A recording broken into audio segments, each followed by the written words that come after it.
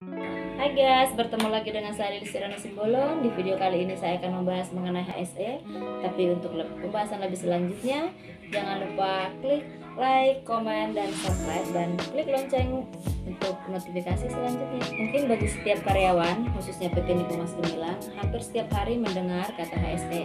Yang jadi pertanyaannya, mereka paham atau mengerti nggak HSE itu apa?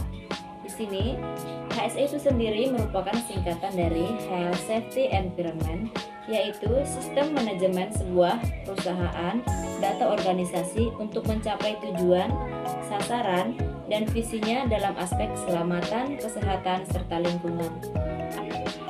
Yang pertama kita bahas health atau kesehatan. Di sini perusahaan sangat peduli dengan kesehatan karyawannya. Terbukti dengan banyak hal-hal yang disediakan untuk karyawannya seperti pos cek suhu di setiap pintu utama, klinik yang buka 24 jam, jadwal rutin medical check up setiap karyawan 6 bulan sekali, adanya dokter perusahaan, adanya pojok ASI, adanya pembagian susu untuk setiap shift malam, adanya kantin 3 kali sehari dengan menu-menu yang sehat, tersedianya air cuci tangan dan hand sanitizer dalam setiap gedung, pembagian masker setiap harinya. Hal-hal itu sudah sangat cukup membantu untuk menunjang kesehatan setiap karyawan. Yang kedua yaitu safety atau keselamatan. Perusahaan PT Nikomas Gemilang sangat memikirkan keselamatan karyawannya karena sebagai pabrik sepatu yang menggunakan mesin-mesin berisiko tinggi dan kenyataan di lapangannya hampir 60% karyawan menggunakan mesin yang berisiko tinggi, 20% yang menggunakan mesin berisiko sedang, dan 20% lagi yang non resiko. Kenapa bisa saya simpulkan bahwa karyawan 60% menggunakan mesin berisiko tinggi?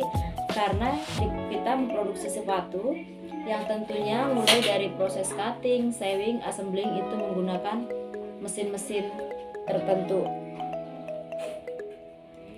Untuk menjaga keselamatan karyawannya dari mesin-mesin yang berisiko tinggi, di sini perusahaan sudah menyiapkan APD yang menurut saya sudah termasuk standar dan pemberiannya secara gratis kepada karyawan, seperti operator cutting dibekali dengan celemek, tutup telinga, sarung tangan, dan tidak lupa sepatu safety yang dipakai oleh karyawan masing-masing.